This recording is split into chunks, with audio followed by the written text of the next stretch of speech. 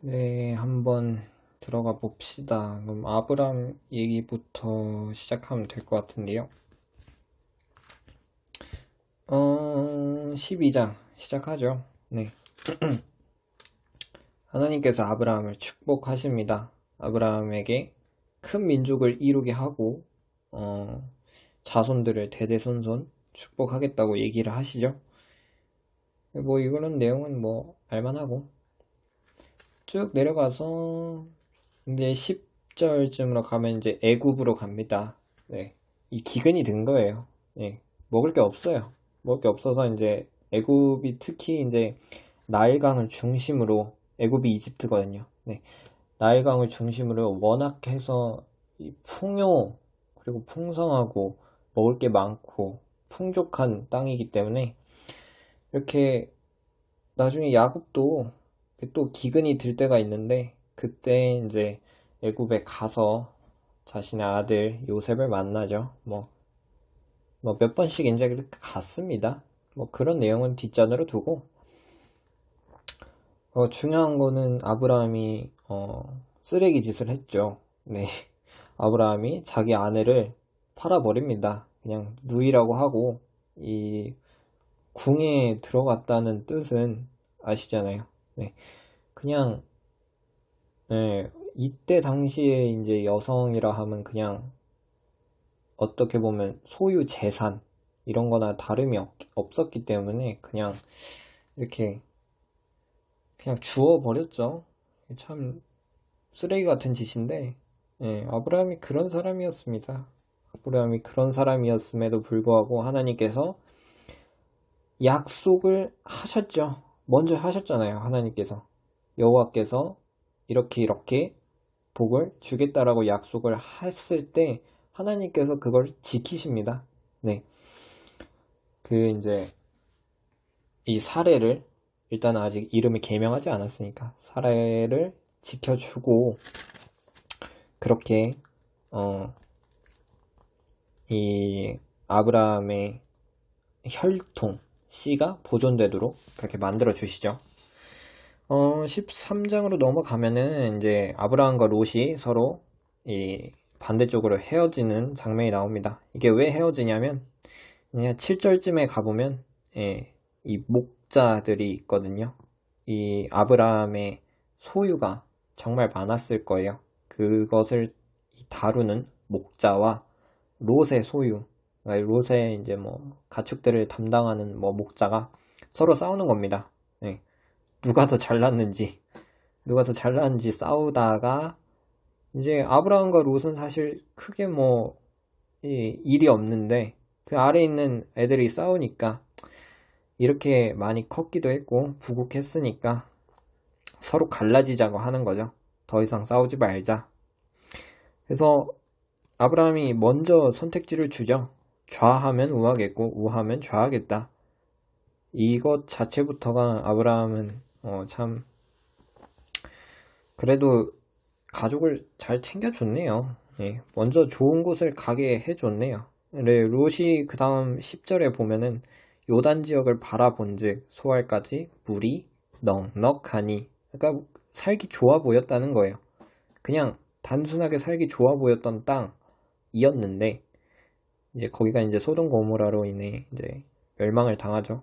그러니까 우리 눈에 보이기에 잘 될 것 같고 좋아 보이고 비옥해 보이는 땅도 결국엔 그렇지 않은 하나님 눈에선 그렇지 않은 땅이 될 수 있다는 게 참 재밌는 사실이죠. 그래서 이렇게 해서 쭉 가고 아브라함은 이제 반대로 가나안 땅으로 갑니다. 네, 가나안 땅은 그래도 아까 봤던 그 롯이 봤던 곳보다는 좀 별로겠죠. 하지만 하나님께서 축복을 해주시죠. 그 다음으로 이제 헤브론으로 갑니다. 아브라함이 거기서 이제 가서 또 이제 자손을 티끌같이 뭐 이렇게 해가지고 잘 복을 받는 거다. 뭐 이렇게 해서 재단을 뭐 쌓고 네, 잘 지내다가 갑자기 이 왕들끼리 전쟁 납니다. 약간 고래 싸움에 새우등 터진 거죠. 네. 왕들이 이렇게 쭉 싸우다가 14장에서 왕들이 싸우다가 거기에 이제 그 한 거주지였던 소돔에 거주하던 이 12절에 소돔에 거주하던 조카 롯도 사로잡혀간 겁니다. 예, 졌나봐요. 예, 그래서 사로잡혀갔는데 아브라함이 참 용기가 참 대단합니다. 약간 정신이 나간 것 같기도 하고 한데 14절에 보면 훈련된 자 318명을 거느리고 그 동맹과 연합이었던 나라들 상대로 그냥 쉽게 무찌르고 나와서 다 데리고 나옵니다. 후폭풍도 두려워하지 않는 거예요. 그러니까 아브라함은 아마 이때부터 천천히 이 하나님에 대한 신앙을 다지지 않았을까 라고 생각이 됩니다. 그 다음에 이제 멜기세덱 나옵니다. 멜기세덱이 야, 너 정말 잘했다 아브라함아 라고 하면서 하나님을 칭찬하고 하나님을 더 드높이죠. 이런 것으로 보았을 때 우리는 결국 우리가 행동하는 겁니다. 우리가 행동을 하되 영광은 하나님께 올려드리는 겁니다. 그래서 아브라함을 축복하면서 하나님께 영광을 올려드리죠. 네. 쭉 가보면 그래서 이제 멜기세덱이라는 사람과 잘 만났다가 분깃 잘 주고 헤어지고 그 다음에 이제 좀 이제 슬슬 중요해진 대목이 나오죠. 언약을 세웁니다. 15장부터 언약을 다시 세우면서 이렇게 이제 상속자, 특히 이 시대 때는 상속자가 참 중요하죠. 내 이 재산들과 내 이 모든 것들을 다음 이 상속자한테 맡긴다는 게 정말 중요했던 시대입니다. 특히 그래서 아들, 씨, 이게 중요했던 거죠. 그래서 하나님께서 이제 또 대화를 하십니다. 항상 언약을 세울 때는 대화를 하셔요. 이렇게 할 거야. 어때? 하기 싫다 그러면 안 할 수도 있겠죠, 뭐. 네, 아브라함이 하기 싫다 그러면 안 할 수도 있어요. 근데 조건이 좋으니까 했겠죠. 그리고 쭉쭉쭉쭉쭉 넘어가서 재밌는 사실은 한 17절부터 보시면 15장 17절에 해가 타서 어두울 때 연기가 나는 화로가 보이며 타는 횃불이 쪼갠 고기 사이로 지나가더라. 그날에 여호와께서 아브라함과 더불어 언약을 세워 이르시되 어쩌고저쩌고가 나오는데 이 17절이 참 중요한 사실이죠. 사실 이때 시대 당시에 이 인간들끼리라고 해야 되나? 약간 풍습이자 문화였습니다. 어떻게 이런 약속을 했냐면 이런 이 연기가 나는 화로 보이는 타는 횃불이 고개를 쪼개고 그 사이를 지나가는 그런 것들이 약간의 문화였습니다. 그래서 이 하나님께서 간접적으로 보여준 거죠. 그러니까 아브라함이 이해하지 못할 수도 있으니까 그 시대와 그 풍습과 그 문화를 사용해서 내가 아브라함 너와 언약을 맺었다 라는 이 표시를 이렇게 보여준 겁니다. 그러면 아브라함은 바로 이해합니다.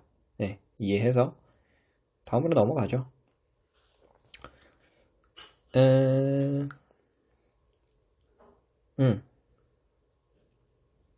그래서 이제 다음 16장으로 넘어가면 이제 이스마엘 나옵니다.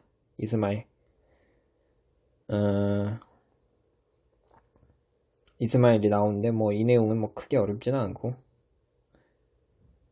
쭉 내려가서 멸시를 하죠. 사라가 멸시를 하고 하갈이 이제 튑니다. 예, 튀어서 이제 가는데 별 중요한 내용은 없네요. 웬만하면 다 아는 내용일 것 같고 여기에서 좀 중요하다고 생각할 수 있는 건 하나님은 언약을 맺었을 때 어떻게 맺었죠? 아브라함의 자식에게 복을 준다 했죠.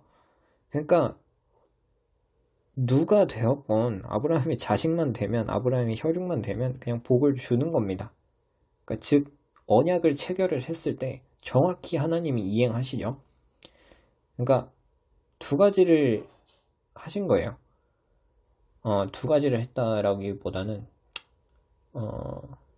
언약을 맺으시고 씨를 창대하게 하시고 또 다른 하나님의 계획이 있다고 해야 되나? 또 다른 계획은 아브라함의 씨로부터 이 하나님이 선택하신 이런 계보를 통해서 예수님의 족보가 완성이 되는 거죠. 근데 이 이스마엘은 그런 복을 받지는 못했지만 자식이 번성한다. 자식이 이제 티끌처럼 많아진다. 이 복은 받았던 거죠. 뭐 그렇게 보시면 될 것 같습니다. 17장에 이제 할례 나옵니다. 유대인들이 그렇게 좋아한다는 할례. 할례가 나오면서 이 할례를 하는 것도 항상 얘기를 드리지만 결국 이 자신의 이 성기는 웬만해서 뭐 몸을 씻거나 하면 계속 볼 수 있을 거 아닙니까? 기억을 한다는 겁니다. 뭐 고통도 있어서 기억을 할 수도 있겠지만 결국 이 표징 이런 것들은 다 기억을 하기 위해서 그렇게 하기 위해서 하나님께서 이렇게 해라 라고 명을 하시는 거죠. 그럼 거기에 순종을 해서 잘합니다. 또 아브라함이. 그리고 이제 17장으로 가면서부터 아브라함의 이 이름이 바뀌게 됩니다. 5절쯤 보시면 아브라함이 아니고 아브라함 이렇게 바꾼 이유는 다시 새 삶을 살라는 거죠. 사레와 사라도 이렇게 바뀐 것은 15절에 나오고 새 삶을 살아가라 이 말입니다. 다시 이 원래 살았던 방식대로 사는 게 아니라 하나님을 만나고 다른 모습으로 변모하여서 살아가라. 항상 그래서 저희도 이제 연말이 되면은 이제 항상 다짐을 하죠. 내년엔 새롭게 살겠다. 뭐 이런 것처럼 비슷비슷한 겁니다. 터닝 포인트를 준다고 생각하시면 되고, 그래서 쭉 내려가서 18장으로 넘어갑시다. 아브라함이 약속을 받습니다. 뭐 이때 이제 뭐 2절에 세 사람이 맞은편에 서 있다 뭐 이런 게 있었는데 세 사람이라고 하면 진짜 사람은 아니겠죠. 아마 하나님과 연관된 자들일 텐데 뭐 이거를 뭐 해석할 때 뭐 하나님, 예수님, 성령님이다 라고 할 수도 있지만 사실 여기서 나온 이 셋은 객관적인 사실에 의거하면은 아닐 수도 있잖아요. 그래서 우리는 열린 좀 열어두고 그냥 생각을 합시다. 너무 이렇게 딱딱하게 하기에는 사실 우리가 뭐 이걸 증명해낼 수 있는 게 아니어서 여간 하나님과 관련된 사람들이고 하나님도 그 중에 있었을 것이다 라고 하면서 아브라함이 이제 반응을 하죠. 이제 땅에다가 머리를 굽히고 오케이 머리가 아니라 몸이구나. 몸을 굽히고 이게 막 좋은 것들을 챙겨주시고 그러다가 이제 사라에 대한 얘기가 나오는데 워낙 늙었으니까 이때 늙었고 생리가 끊어졌는데 그냥 아이 생긴다니까 우리도 솔직히 말해서 어이없지 않을 겁니까? 한 90살 때 애기 낳는다고 생각해 봅시다. 할머니가 낳을 수 있겠나? 라고 생각하면 어이가 없겠지만 아마 하느님은 전지전능하니까 다르죠. 인간이 아니기 때문에 전지전능해서 가능하십니다. 근데 사례가 이제 비웃죠. 이게 인간의 일반적인 반응입니다. 다 우리도 그럴 거예요. 막 속으로 웃더니만 근데 여기서 재미난 점은 아브라함은 안 웃었어요. 믿는다는 겁니다. 선택을 했다는 겁니다. 안 될 것 같아 보이는 것도 될 거라고 믿고 선택을 하는 거죠. 그 결과를 자기가 마음속으로. 근데 사라는 그런 선택을 하지 못했나 봅니다. 그냥 좀 더 세상적으로 생각을 했고 일반적인 생각을 했던 것 같습니다. 그러다가 이제 하나님이 전곡을 찌르죠. 네 웃었잖아 이러고 뭐 그렇습니다. 소돔 갑니다. 소돔 가면서도 정말 재밌는 얘기는 이제 소돔 들어가기 전에 하나님께서 악인을 쓸어버리겠다라는 이 지시가 떨어졌는데 아브라함이 자꾸 바꿉니다. 50명에서 40명, 40명에서 30명, 30명에서 20명, 20명에서 10명. 이런 것들을 보면은 하나님은 정말 대화를 자주 하는 분입니다. 이거 봐요. 다 대화해주잖아요. 네? 내가 신이었으면은 했을 것 같아요? 안 했어요. 그냥 쓸어버린다. 뭐 이러고 끝났을 것 같은데, 그냥 일반적인 다른 신이었으면 뭐 그런 게 있었겠습니까? 인간이랑 대화하는 게? 없어요. 자기만의 기준 딱 세우고 딱 재앙 끝. 이러지만 하나님께서는 듣습니다. 아브라함의 말을. 네, 듣는 내용이 어디 나오냐면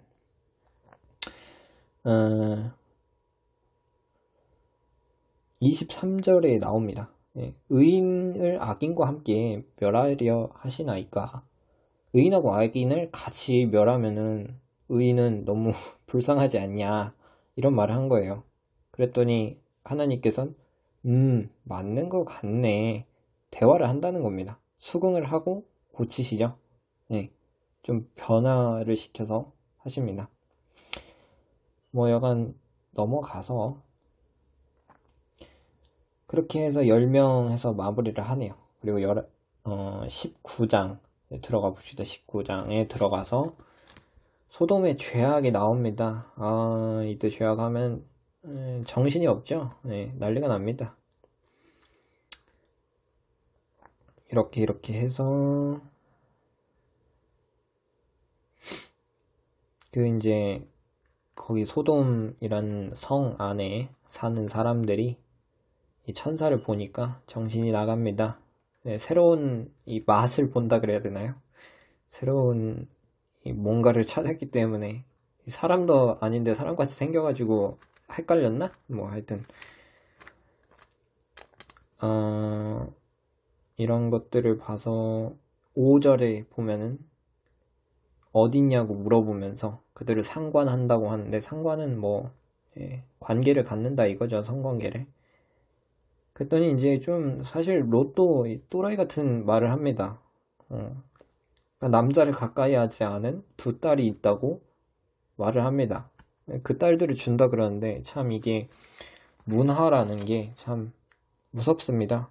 문화라는 게 하나님 말씀을 사실 혼미케 하는 것도 있고, 뭐 저는 무조건적으로 문화를 배척하자라는 거는 아니지만 그 문화에 적어도 하나님의 이 가치들을 희석시키진 말자라는 주의이기 때문에 문화를 어느 정도 받아들이되, 이렇게까지 이 롯처럼 자기 두 딸을 굳이 내어주는, 이게 잘한 짓은 아니니까. 네. 뭐 그렇습니다. 그래서 근데 그것도 마음에 안 든다는 겁니다. 뭔 말이냐, 여자로 마음에 안 든다. 벌써 얘네들은 갈 때까지 간 겁니다. 남자처럼 생긴 사람들을 취하고 싶다는 그 마음이 있는 거죠. 그래서 뭐 그랬는데 이제 천사들이 일을 일단락 시키죠. 해결을 합니다. 문을 못 찾아가지고 결국 못 찾네요. 그리고 이제 롯이 이제 떠납니다. 다 이제 데리고 나와서 떠나는데 뭐 갈 데가 없지 않습니까? 뭐 길바닥에 앉아 있을 수는 없으니까 뭐라도 하고 먹고 살아야 되니까. 그래서 하나님께 대화를 나누며 롯이 어디로 가느냐, 소알이라는 성읍으로 가서 결국 이제 연명을 하는 거죠. 근데 뭐 사람이 없었나 봐요 거기. 뭐 여간 이러고 이제 소돔과 고모라는 멸망을 합니다. 멸망을 하고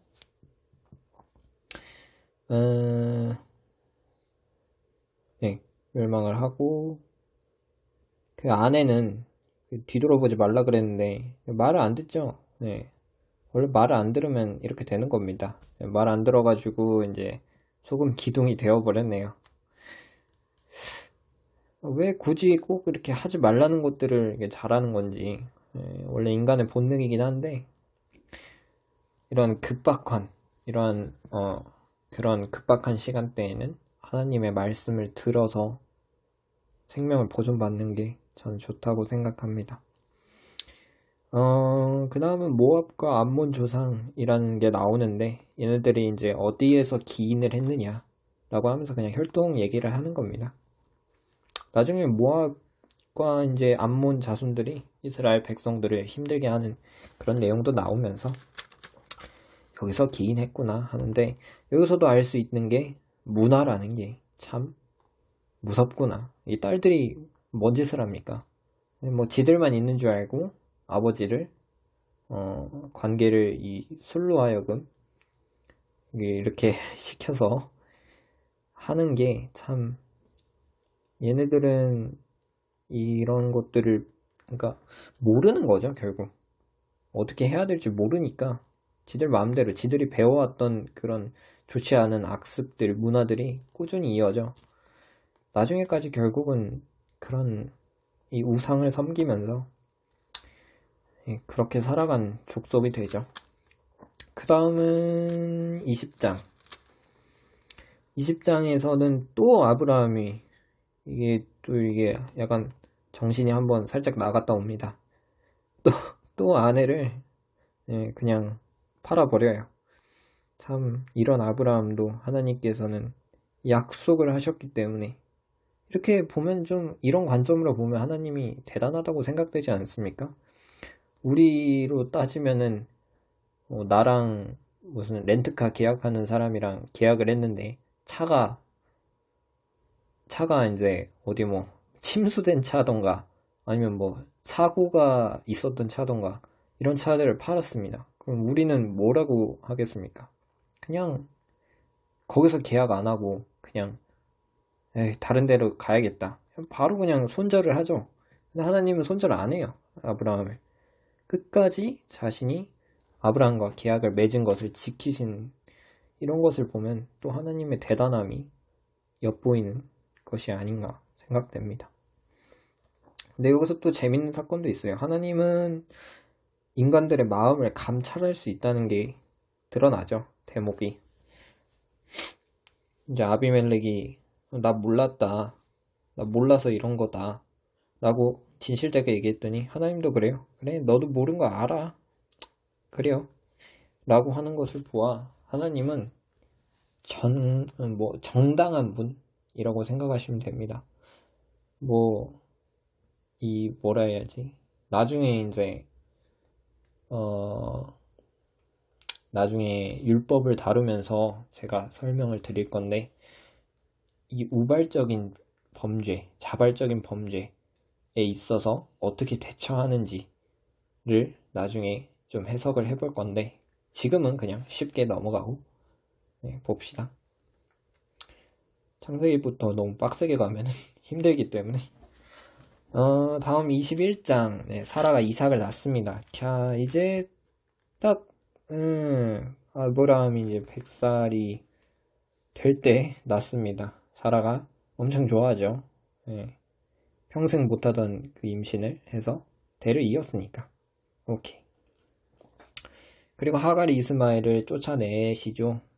근데 하나님께서는 결국 아브라함과 언약을 세웠기 때문에 이스마엘도 축복을 해줍니다.